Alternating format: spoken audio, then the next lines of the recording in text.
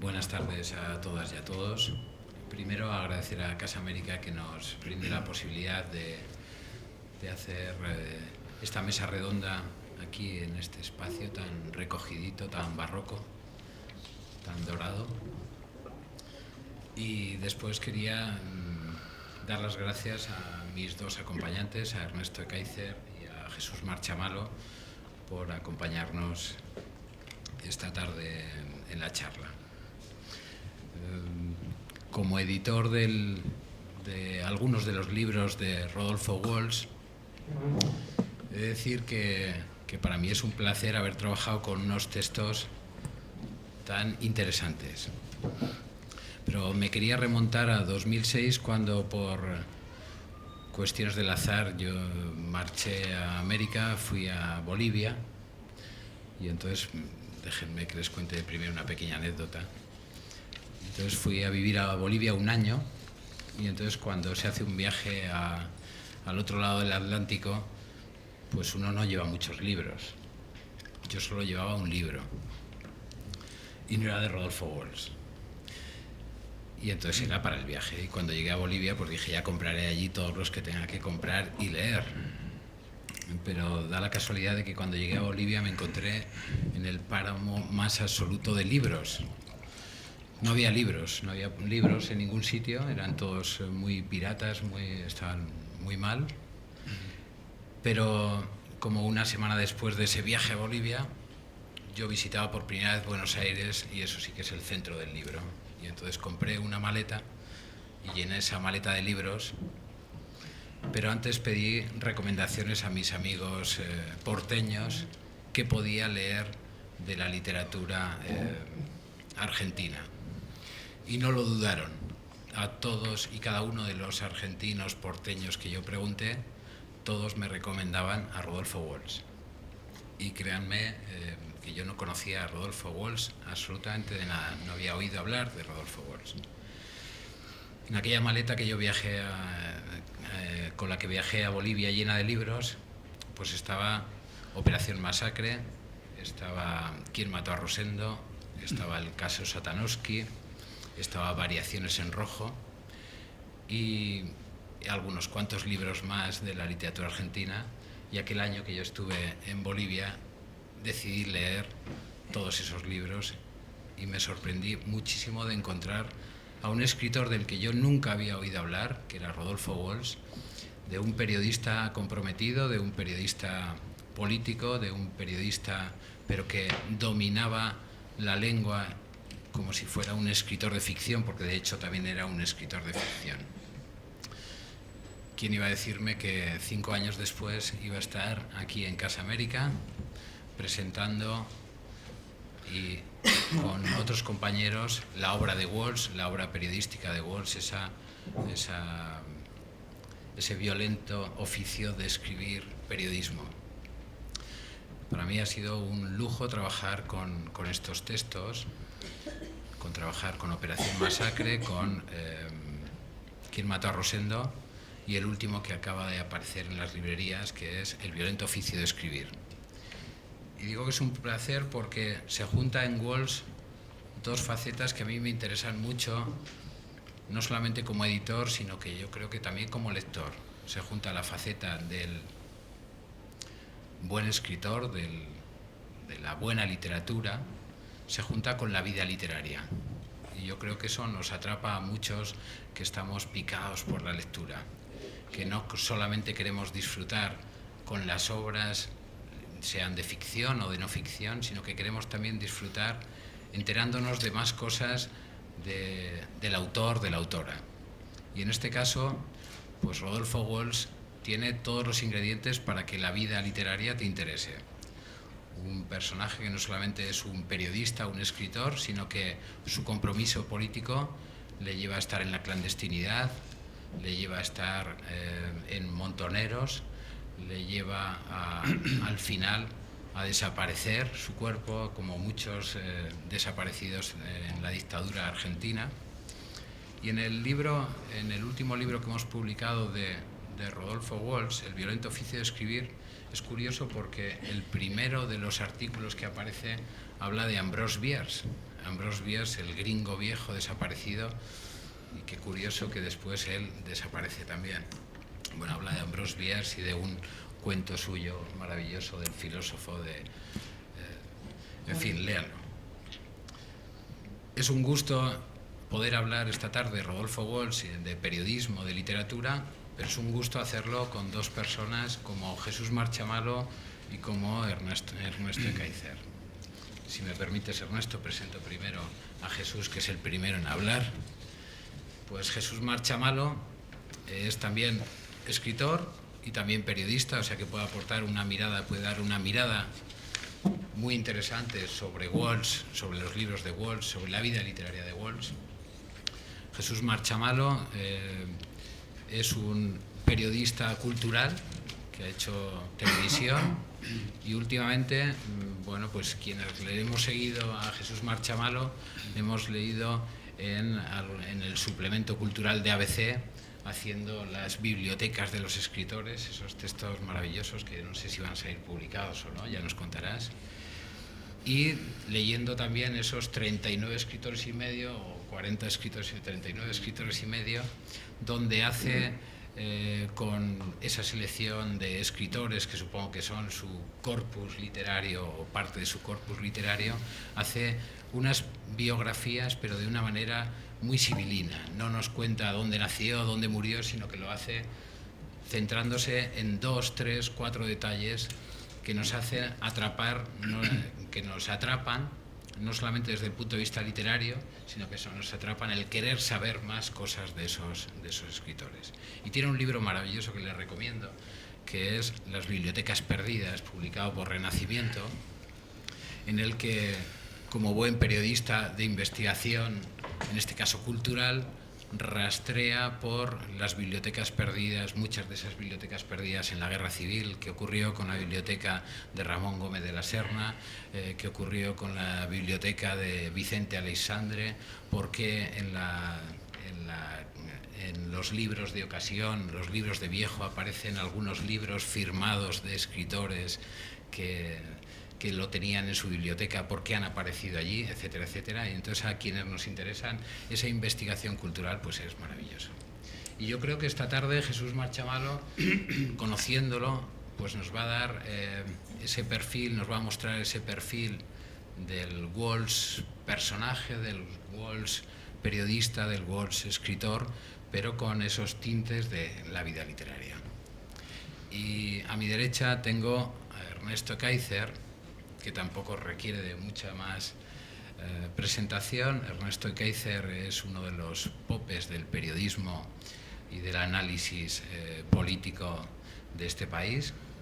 Ha estado en los grandes medios de comunicación, ha escrito en todos ellos, ha estado en televisión, ha estado en radio, sigue estando en radio y sigue estando en televisión y sigue escribiendo en la prensa. Pero a mí lo que me gusta de Ernesto Ekaizer es una mirada especial que tiene a la hora de hacer análisis político. Yo quiero recordar que cuando el atentado de las Torres Gemelas, fue curioso que todos los periódicos salían en la foto que aparecía en cubierta, eran las Torres Gemelas que estaban cruzadas por un avión en llamas, ¿no?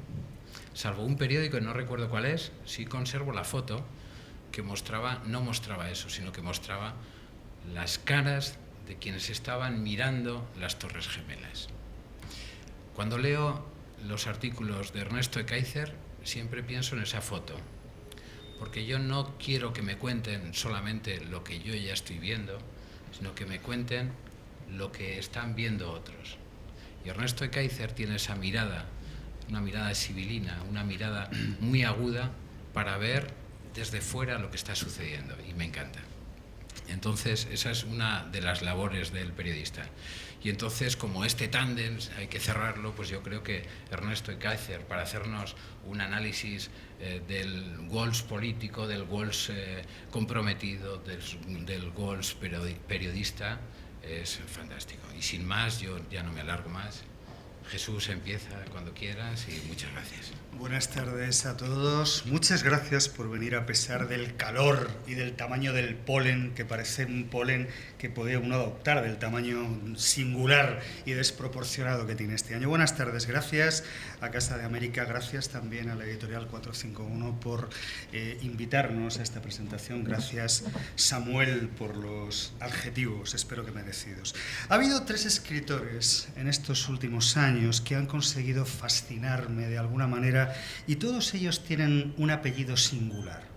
De Ibargüengoitia oí hablar por primera vez hace 2 o 3 años cuando llegó a casa desde Redonda, ese reino intangible de Javier Marías, como saben, un libro de artículos que acababa de editar. Ese día tenía que hacer una entrevista a Fernando Savater y al entrar en su casa, lo primero que vi sobre una mesa, allí en la entrada, al lado de las llaves, fue el libro de Ibargüengoitia, que también a él acababa de llegarle. Somos más o menos vecinos, de modo que entendí que ese mensajero o ese cartero que me había dejado en casa mi libro, había dejado pocos minutos más tarde el suyo en casa de Savater. El caso es que lo señalé, dije, hombre, tienes también el libro del tipo este de apellido singular, Ibargüengoitia, y me contó una historia.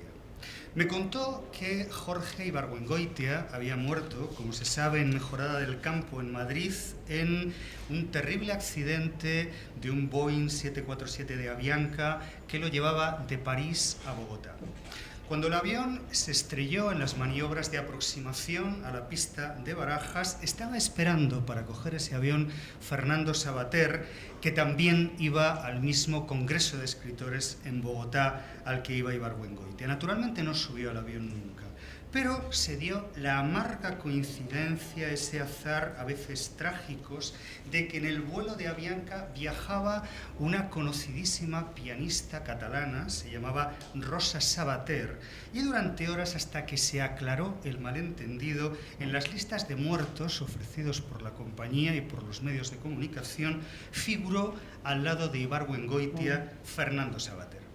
Me confesó que desde entonces lo leía de otra manera. Decía, el hecho de haber muerto juntos, no creas siquiera en la ficción, nos ha unido de algún modo inconcreto para siempre.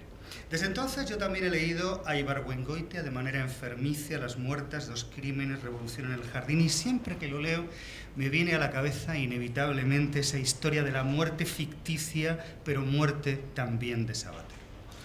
Hay escritores, y era lo que venía a contar, que de algún modo inexplicable te persiguen, aparecen en tu vida como un rum rum, una llamada sutil y persistente, se presentan una y otra vez ante tu puerta hasta que los haces caso.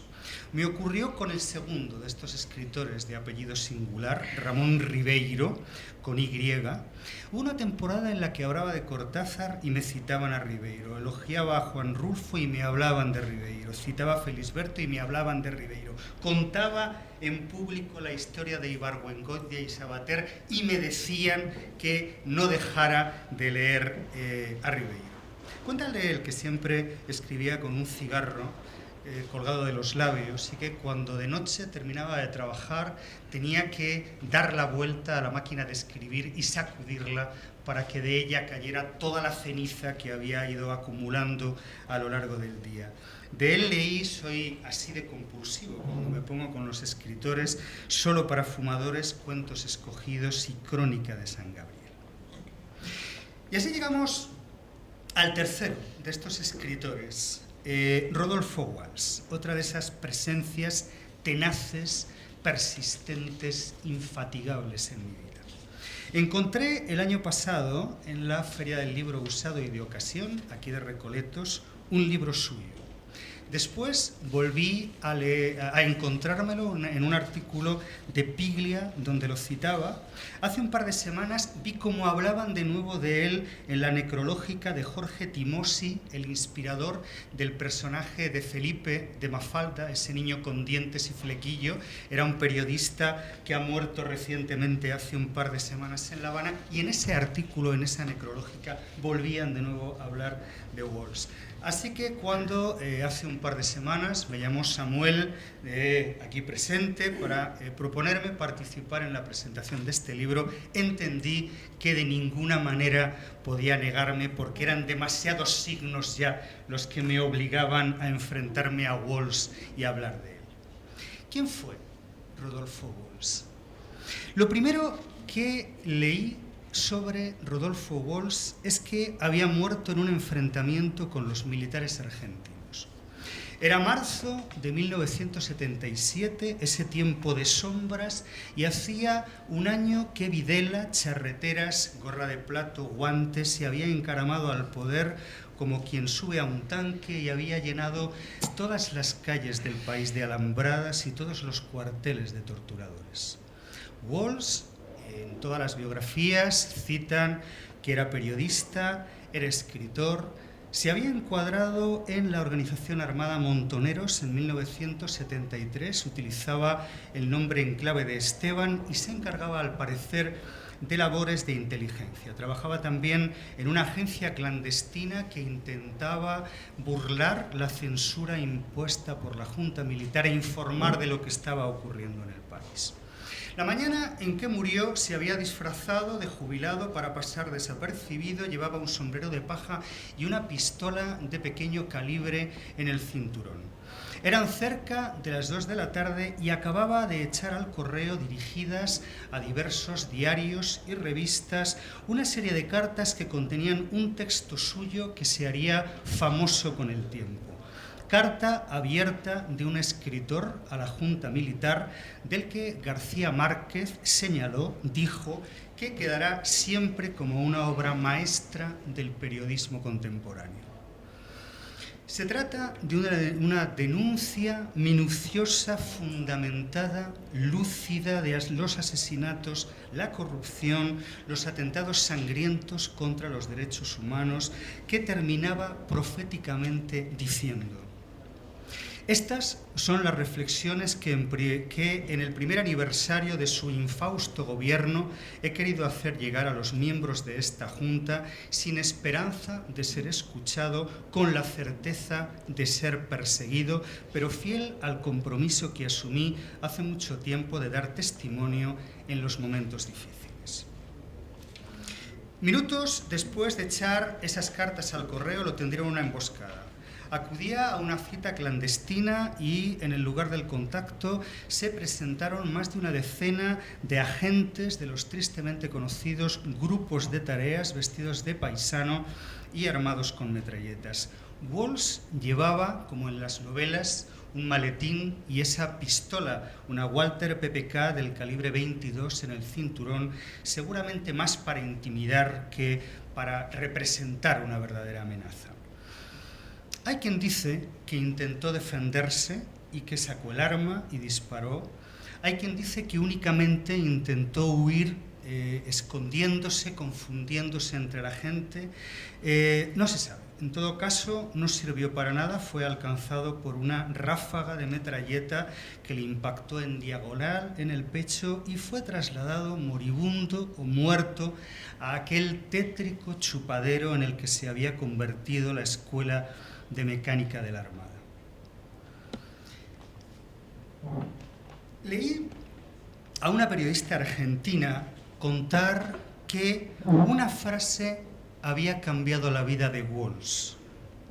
Años antes le habían susurrado en un bar en diciembre de 1956: hay un fusilado que vive. Antes de esa frase, Rodolfo Walls trabajaba en la editorial Hachette como corrector de pruebas, editor de antologías y después como traductor de cuentos policíacos. Tenía 2 hijas, María Victoria, Vicky, la conocían todos, y Patricia. Estaba casado, le gustaba jugar al ajedrez. Antes de esa frase hay un fusilado que vive, Rodolfo Walsh había escrito un libro, Variaciones en Rojo, y colaboraba en revistas y periódicos, textos sobre los temas más dispares que uno puede imaginar y siempre de una enorme, deslumbrante maestría. Hablaba sobre diplomacia, historia, criptografía, viajes. Hablaba sobre ese lenguaje en clave que habían inventado dos técnicos italianos y que permitía a una persona entenderse con cualquier otro habitante del planeta utilizando un lenguaje que consistía en convertir las palabras en claves numéricas.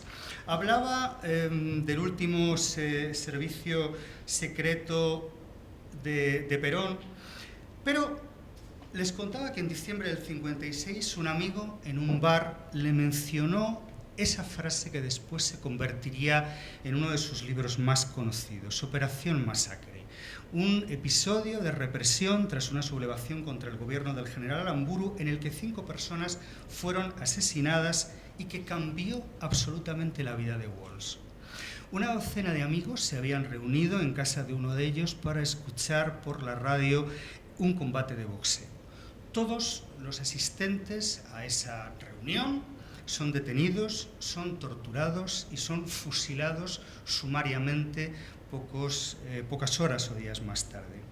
Pero algunos de ellos sobreviven a ese fusilamiento y uno en particular, ese fusilado que vive, está dispuesto a contar y a denunciar la historia. Operación Masacre, la historia de esos asesinatos, se publica primero en una revista de poca tirada, de poca distribución, y en 1957 se publica en forma de libro.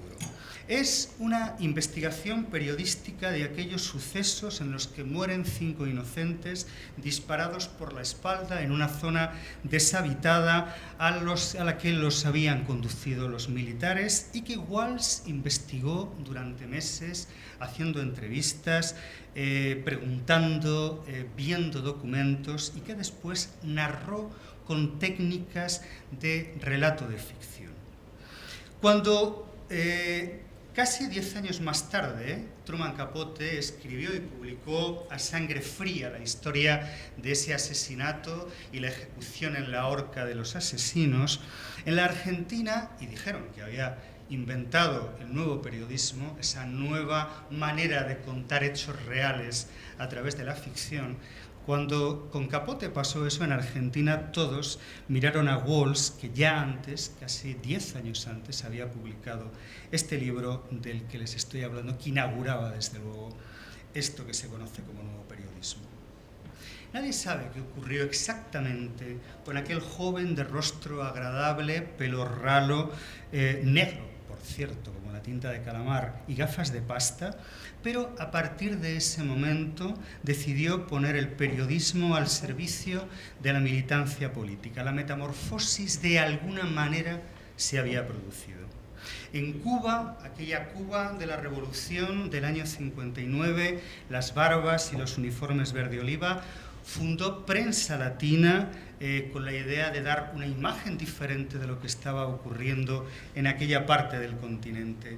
A partir de entonces escribe, denuncia, desenmascara. Los títulos de sus artículos, muchos de ellos recogidos en esta antología, dan idea de los temas sobre los que escribe. La secta de la picana se titula uno de ellos, Juegos de guerra, vida y muerte del último servicio secreto de Perón, la revolución palestina, vuelve la secta, se titula otro de ellos, del gatillo y la picana. Alguna vez confesó, le habían hecho una oferta, pero siempre consiguió sobreponerse a la tentación. Nunca, dijo, nunca he pretendido hacer un periodismo para ejecutivos. En Walsh se da ese cóctel secreto, excepcional, único, en el que se mezclan la mejor literatura y el mejor periodismo. Antes decía Kaiser, le preguntaban unos compañeros abajo, y antes decía, y es verdad, que Walsh juega con ventaja porque es un magnífico, un deslumbrante escritor. Y lo primero a lo que uno se enfrenta cuando lee sus artículos es a un magnífico y deslumbrante escritor. En su caso hay un componente adicional que convierte en violento, como el título de este libro, ese oficio de escribir, que es la honestidad, el compromiso con el que se enfrenta a la defensa de aquello en lo que cree. No solamente tiene una capacidad innegable de narrar la realidad, sino de explicarla de manera comprometida. Uno puede estar o no de acuerdo con Walsh, puede estar o no de acuerdo con lo que dice o con lo que piensa, pero desde luego tendrá que expresar el profundo respeto que implica la defensa de sus convicciones hasta las últimas consecuencias. En este libro, El violento oficio de escribir, se dan cita una serie de reportajes, informes, crónicas de viajes, artículos sobre los más diversos temas, desde sus primeras colaboraciones hasta esa última carta que echó al buzón pocas horas antes de morir y que de algún modo era la crónica de su propia muerte anunciaba. Empezaba diciendo: la censura de prensa, la persecución a intelectuales, el allanamiento de mi casa en El Tigre, el asesinato de amigos queridos y la pérdida de una hija que murió combatiéndolos son algunos de los hechos que me obligan a esta forma de expresión clandestina después de haber opinado libremente como escritor y periodista durante casi 30 años. En 1973, su hija, Victoria, a quien todo el mundo conocía como Vicky, también militante de Montoneros, murió en un enfrentamiento con un comando militar. Rodeada en su casa, que había sido asaltada, sin posibilidad de escapar, decidió, junto a un compañero, dispararse a la cabeza antes de ser detenida por los militares. Entonces, en aquella ocasión, Walsh escribió: «Aquí te guardo, te acuno, te celebro y quizá te envidio, querida mía». No se supo años más tarde, en el 77, como contábamos, cuando intentaron detenerlo, si recordó aquella frase que escribió cuando murió su hija. Hay quien dice que intentó defenderse y hay quien afirma que únicamente intentó huir. No se sabe. Lo que sí resuena todavía es esa frase que un día le susurraron al oído en un bar: uno de los fusilados vive, y que tal vez hablara en realidad de él mismo. Gracias.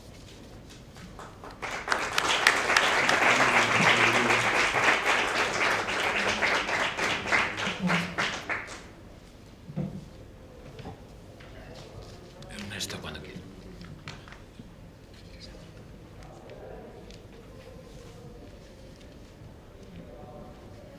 Sí, bueno, buenas tardes. Que tengo una dicotomía, una división, no sé qué hacer, si cerrar las notas que tengo y contaros una historia o seguir las notas. Bueno, intentaré ver cómo sale.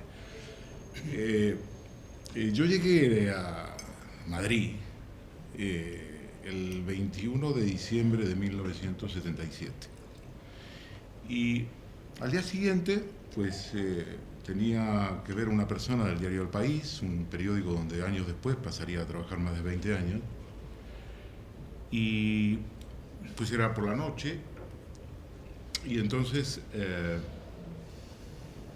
me dijeron: pues ha habido una noticia, yo no sé, dice, si tú le conocías, pero han ha desaparecido Luis Guanini.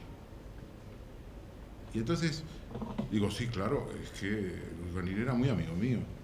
Ah, pues colaboraba esporádicamente con nosotros y ha desaparecido.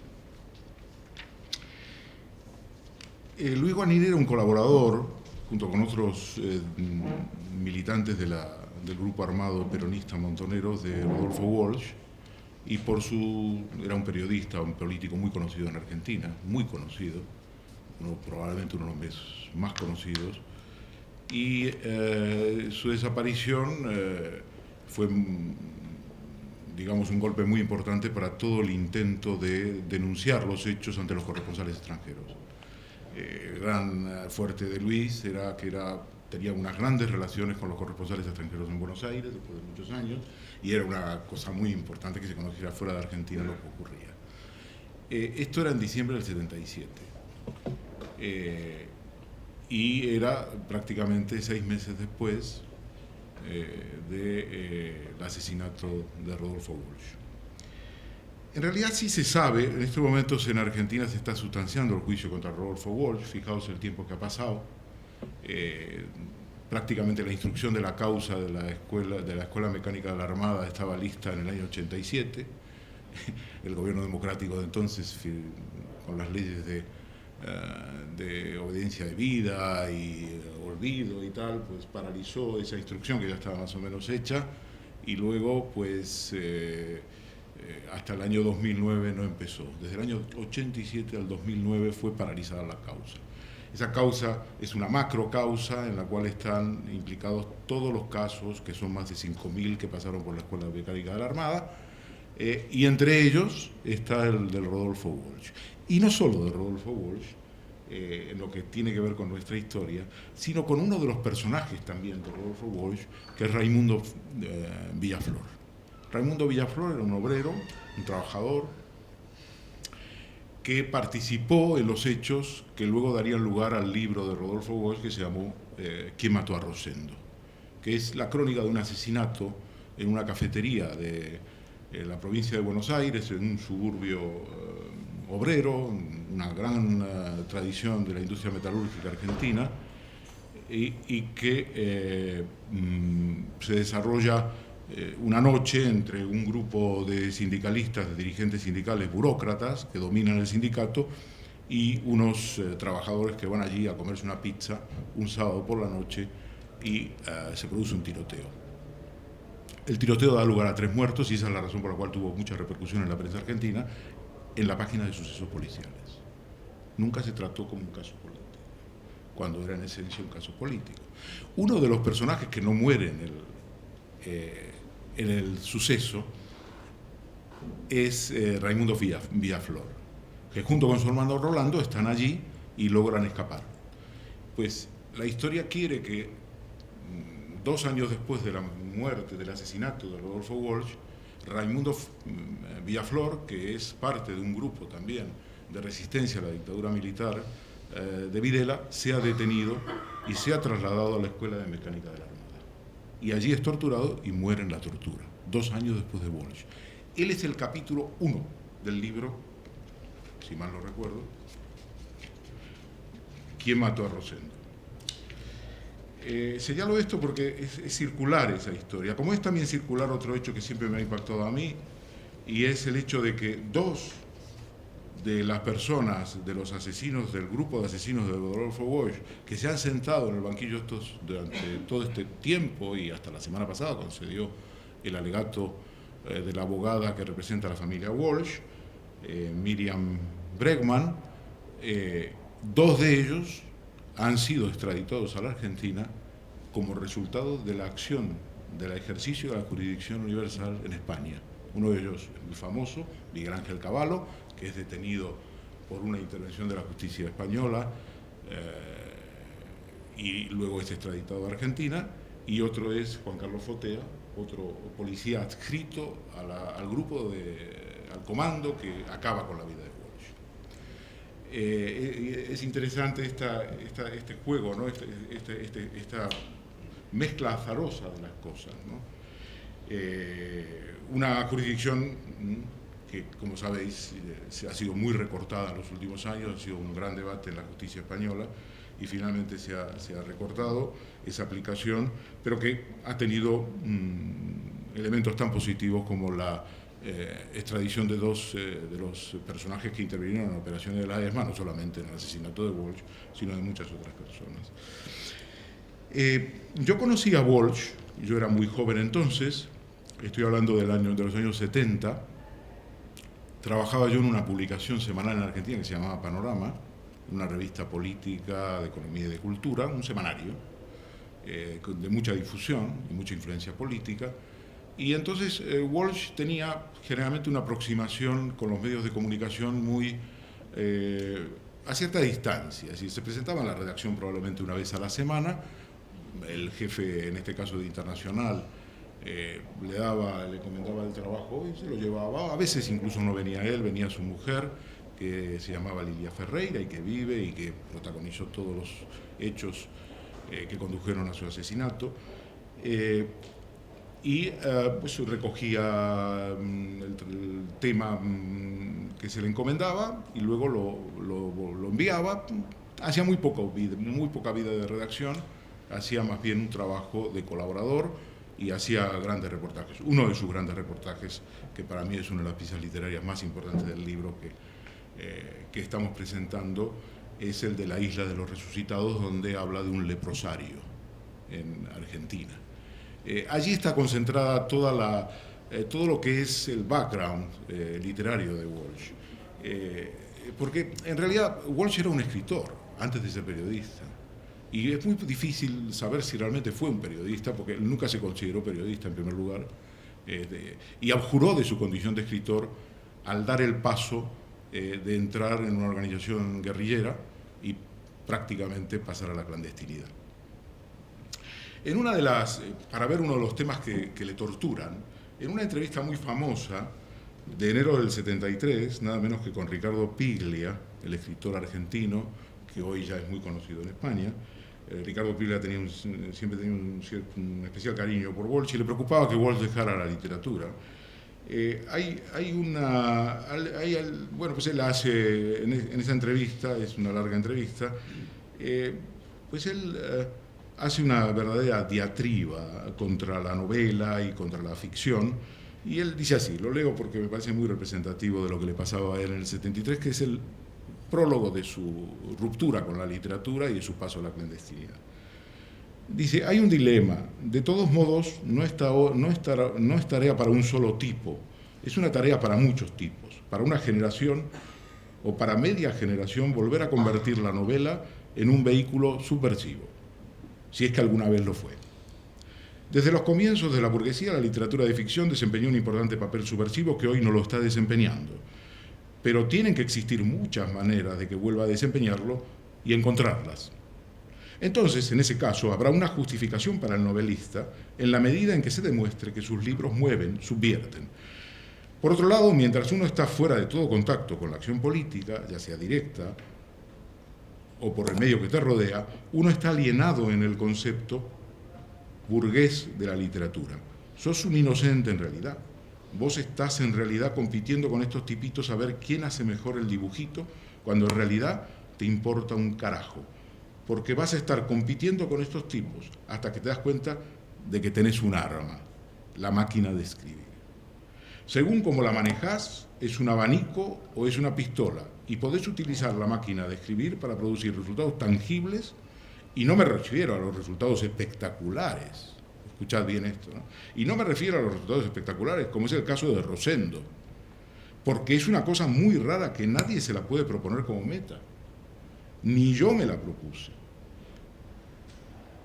Pero con cada máquina de escribir y un papel podés mover a la gente en grado incalculable. No tengo la menor duda. Esta es un poco una de sus obsesiones, que en mi interpretación psicológica posterior, retrospectiva, yo creo que es el dilema que siempre se plantean a los intelectuales que más o menos intentan desarrollar una actividad política y creen que tienen que optar, y en Argentina la invasión de la política por todos los poros de la sociedad era tremenda, ¿no?, en aquellos años, y me parece digamos, de alguna manera una autojustificación de lo que él va a hacer a continuación, que es abandonar la literatura, abandonar la escritura y dedicarse a una actividad de carácter político, dirigida a difundir las atrocidades y el atropello de los derechos humanos en Argentina, los asesinatos, etc. Esta es la actividad que básicamente lo define. Pero es aquí que el viejo gusanillo de la literatura está en él, y eso se ve no solamente en sus escritos, como la carta de un escritor a la dictadura militar, sino muchas otras cosas que escribe. Y es mientras se va abriendo la convicción de que el camino que ha elegido es un camino sin salida, yo diría un suicidio, que él vuelve a la literatura. Él vuelve a escribir y vuelve a escribir ficción, mientras está haciendo una actividad de propaganda y de difusión de historia de lo que tiene que ver con la vida diaria de la represión en Argentina. Él vuelve a la literatura. Y la máxima expresión de su vuelta a la literatura es su último escrito. Su último escrito no se titula Carta de Rodolfo Walsh a la dictadura militar. Se titula Carta de un escritor a la dictadura militar. Es como si él finalmente se hubiera encontrado con su propia identidad, de la cual había abjurado, como habéis visto en el texto de Piglia. No, es un texto sin atenuante. Es que él ha decidido romper con eso y probablemente romper definitivamente. Entonces, es interesante, en la carta de un escritor a la dictadura militar, que se basa en toda la labor que ha desarrollado ese grupito de periodistas, muy pequeño, pero que está vinculado a las redacciones y que por lo tanto tiene acceso a información que esas redacciones no se atreven a publicar por la censura. Es un escrito que perfectamente él podía haber titulado Carta a la dictadura militar y no hubiera pasado nada y nadie se hubiera enterado, pero él decide que es Carta de un escritor a la dictadura militar. Y eso está vinculado con un hecho, que cuando él se reúne pocos días antes de difundir la carta con una colega que colabora con la labor de difusión de la información, Lila Pastoriza, que luego va a ser detenida después de su muerte y llevada a la ESMA, pero por fortuna salva su vida, él le dice que está muy contento porque ha vuelto a escribir. Y cuando uno ve lo que ha vuelto a escribir, lo sabe uno por las entrevistas que ha dado su esposa, es evidente que él vuelve a la literatura. Y esto es, en mi opinión, es una historia trágica. Yo digo que eso es un suicidio político, y no lo digo por lo que pasó a posteriori, sino que Rodolfo Walsh empieza a discrepar abiertamente con la dirección de los montoneros y empieza a considerar que la acción armada terrorista es un desastre en las condiciones de la Argentina de los años 70. Es decir, él acusa a la dirección más o menos de manera bastante equilibrada y sin hacer aspavientos. Él viene a empezar acusando a la dirección de Montoneros de vivir de espaldas a la realidad, de no haber previsto el golpe militar y, sobre todo, después del golpe militar, de haber organizado una fábula de resistencia que está condenada al fracaso. Y esto es la parte trágica de la historia, porque él es consciente que eso es un desastre. Considera la posibilidad de abandonar a Argentina. Y no sabemos qué hubiera pasado si hubiera tenido más tiempo de vida. Pero este es un elemento que llama a la reflexión, es una historia. Pero esa historia también está vinculada, este elemento trágico, con las vicisitudes de la muerte de su hija, a quien yo también conocí porque era de mi generación. Y ella era trabajaba en un diario donde yo también trabajaba, que era un diario muy exitoso en Argentina, porque fue un diario muy innovador, en los años finales de los años 60 y primeros 70, el diario La Opinión, y ella era la dirigente sindical del comité de empresa. Yo era un periodista que ya entonces era un periodista de economía, en la sección de economía, y bueno, pues ella vivía realmente para la actividad sindical. Era como si trabajaba en un diario, pero podía trabajar en una empresa de automóviles, en una factoría, por así decir, ¿no? En la SEA. Pero digamos que su relación fundamental era la actividad sindical y no el periodismo. Y cuando ella muere, ella era miembro también de los Montoneros, y poco tiempo antes del asesinato de Walsh, unos meses antes, yo creo que es el año 76, si no me equivoco, yo lo cito aquí, no tengo la memoria, pero sí, es unos meses antes. Ella muere en unas circunstancias tremendas porque un comando del ejército, vestido de civil y de militares y todo en regla, rodea su casa. Ella sube con un colega, con un militante junto con ella a las azoteas, cuando ven que realmente después de un periodo de resistencia ya no es posible resistir más. Se disparan respectivamente a la cabeza y mueren. Y entonces él escribe esa carta que ha citado Jesús, que es muy clara, ¿no? Cuando él termina esa carta y dice, y utiliza la palabra envidio. Es decir, él viene a decir, él dice, viene, sí, es lo que dice, él dice, ella no se ha dejado atrapar con vida. No se ha dejado atrapar con vida, ha resistido hasta donde ha podido y luego se ha disparado. Y es, digamos, es una norma. Y lo que pasa sí dice, y quizá te envidio, querida mía, así termina su carta cuando es la muerte de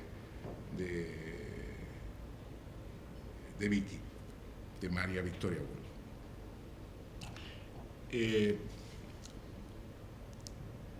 Y esto me lleva también a los últimos minutos de Walsh.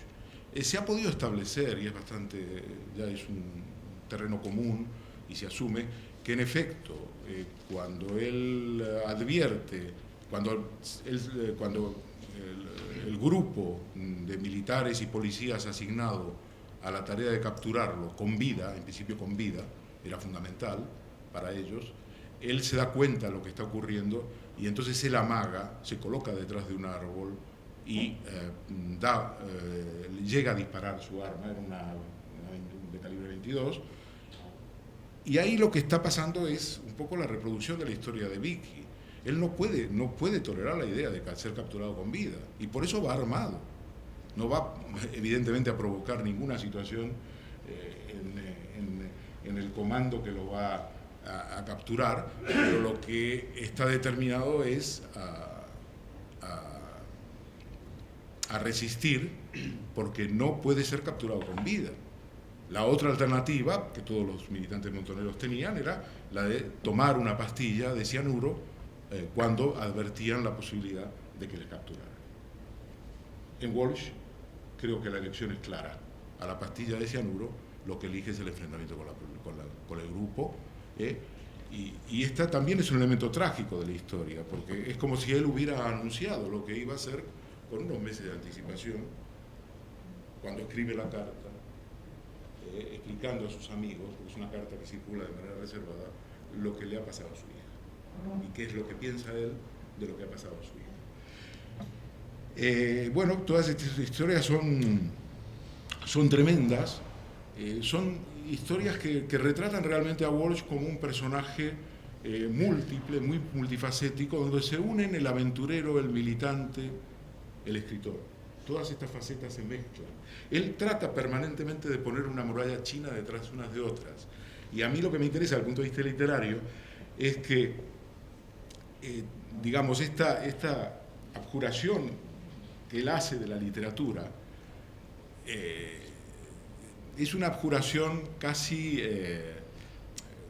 existencial, pero que no va a cuestionar su propia obra. Cuando uno lee toda su obra de completo ahora, no hay ningún vacío, ningún agujero allí. Toda la obra se integra como una obra complementaria, única, donde lo que destaca sobre todo es una capacidad espontánea para narrar. Él tiene un don natural para la ficción.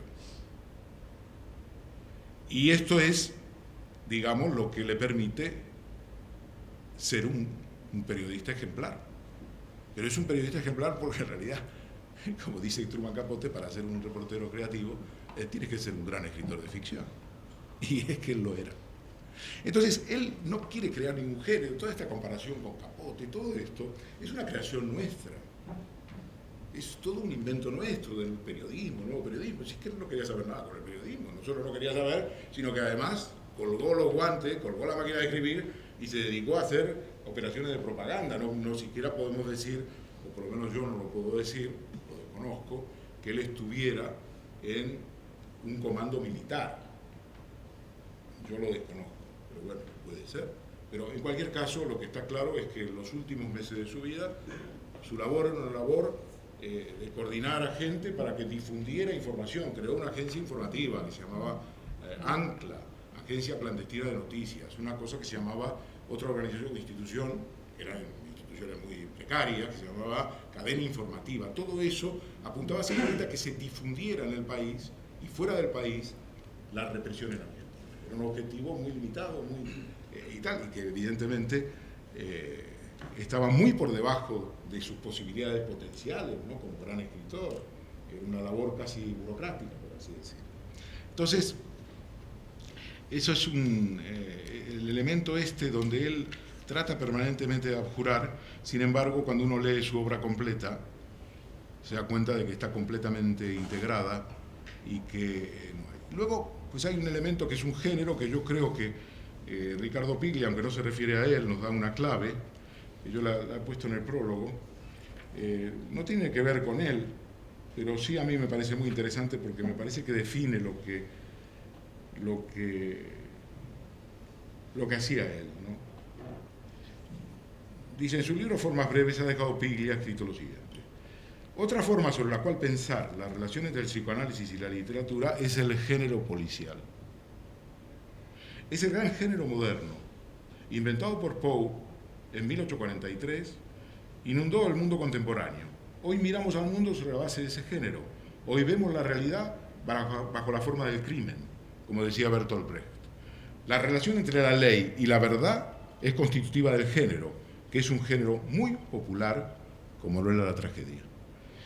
Y esto que Piglia dice no se refiere a Walsh, a mí sí me parece muy representativo, porque mucho de la obra de Woolf, el propio título, el violento oficio de escribir, todo eso está impregnado de la novela negra. Y la novela negra es una novela de una sociedad en crisis. En los años 30 refleja la Gran Depresión en los Estados Unidos. Y es una novela que, sin proponerse un contenido social y una perspectiva social, describe las relaciones descarnadas en una sociedad como la americana, en particular allí, que está atravesando por unos periodos más negros desde el punto de vista económico y social, con una corrupción fenomenal, con el desempleo, con tasas del desempleo tremendas y tal. Y yo creo que Walsh está muy imbuido de esa manera de narrar y encuentra una manera personal de aplicarla. Hay otros que han copiado, otros que han intentado emular, pero él no, él ha tomado algunos elementos y los ha recreado. Esta es la fuerza del escritor, ¿no? Los ha recreado. Es digamos, una versión propia, genuina, que no es una emulación o una copia de lo que se hacía. Y en este sentido a mí me parece muy interesante, ¿no? Ahora, para los que quieran adentrarse en la política argentina, sus libros son obligados. Probablemente aporten más elementos de las relaciones sociales que manuales de historia o libros recientes o de actualidad. Quiero decir, Operación Masacre, quién mató a Rosendo, el caso Satanovsky, por ejemplo, el tema de quién mató a Rosendo. Ahí lo que hablamos es de la organización de una burocracia sindical, es decir, de las mafias que dirigen los sindicatos. Y entonces uno dice, echa una mirada a la realidad actual en Argentina y advierte que hace nada menos que en el mes de octubre pasado, por ejemplo, un joven, Mariano Ferreira, que pertenece a una organización de trabajadores independiente, un partido que se llama Partido Obrero, es asesinado en el contexto de una refriega con burócratas sindicales y matones contratados por la burocracia sindical, en este caso no metalúrgica, sino de la Unión Ferroviaria. Misma historia. No tiene realmente ninguna novedad en relación a lo que pasó hace 45 años en la cafetería La Real de Avellaneda, que es la base de la historia de Rodolfo Walsh. En otros términos, que en sus libros, aquello de decir, bueno, pero resisten, bueno, sí resisten, sí, no se resisten, se metamorfosean y se transforman, y son, hoy, lo lees hoy, como si estuviera preanunciando una situación que es una situación estable, estructural, en este caso de la Argentina, y no solo de la Argentina.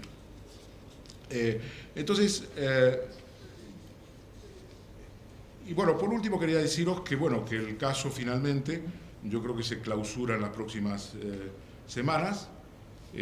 La abogada de la familia, los abogados de la familia han pedido cadena perpetua para el grupo que actúa en la detención y el asesinato de Rodolfo Walsh, y es muy probable que esta reclusión perpetua que pide la defensa se conceda, y después de tantos años finalmente vemos empezar a la justicia española, a Argentina, en este caso con mucha ayuda de la justicia española, a hacer justicia, ¿no? Ha sido muy doloroso y tal. Al mismo tiempo, pues ha servido para que la figura de Walsh cada vez sea más conocida entre las nuevas generaciones. Bueno, esto es todo.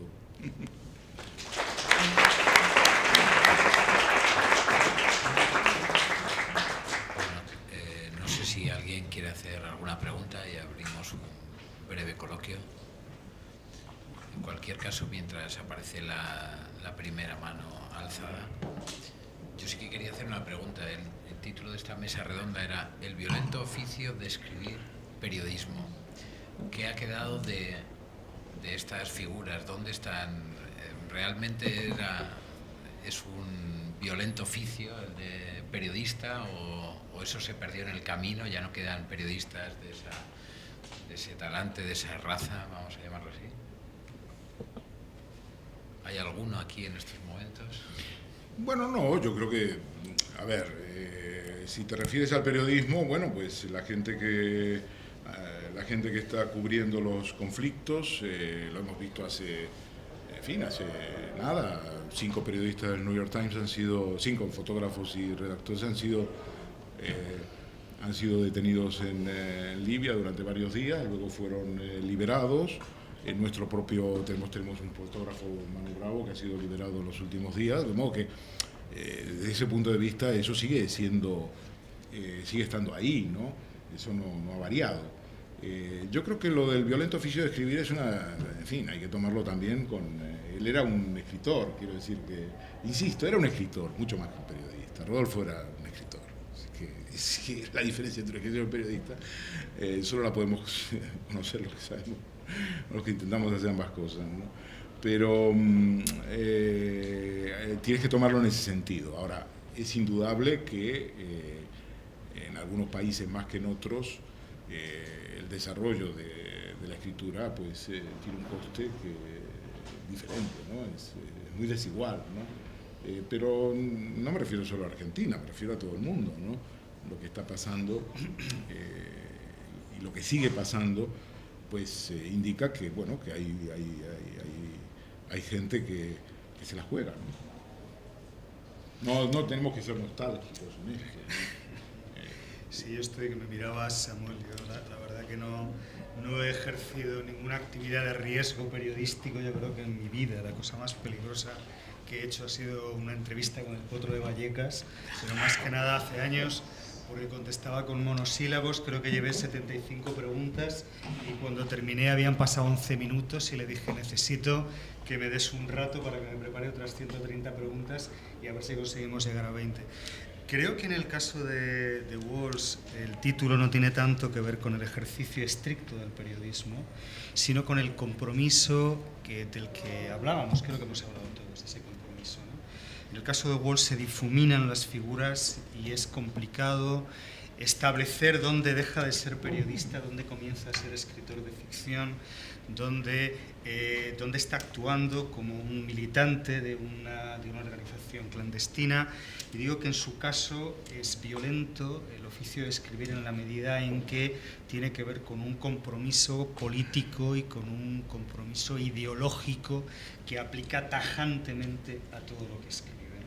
Tiene que ver con la sinceridad y con el compromiso de cada palabra que coloca, ¿no? Pero sí es verdad que antes, hace un rato, nos preguntaban abajo que qué significaba tantos años más tarde esa carta de un escritor a la Junta Militar, una carta del año 77, y nos preguntaban qué significa a estas alturas, y te das cuenta de que no solo es un icono, que lo es, ni un ejemplo de una manera de escribir, sino que en decenas de países de todo el mundo todavía hay regímenes políticos que responden a eso que Walsh denuncia en el 77 en Argentina.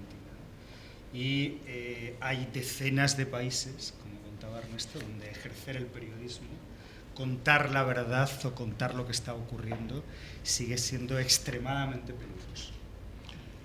Ahora, fíjate, sí, hay una cosa que yo quería decir antes y me olvidé. Mientras se está desarrollando el alegato de la defensa la semana pasada, el día 20, eso fue el viernes pasado, el alegato de la defensa en Argentina, durante el juicio oral, uno de los principales acusados, el capitán Alfredo Astiz, tenía una carpeta marrón y dentro tenía un sudoku, y estaba haciendo sudoku. Y la cámara tomó eso y quedó retratado, ¿no?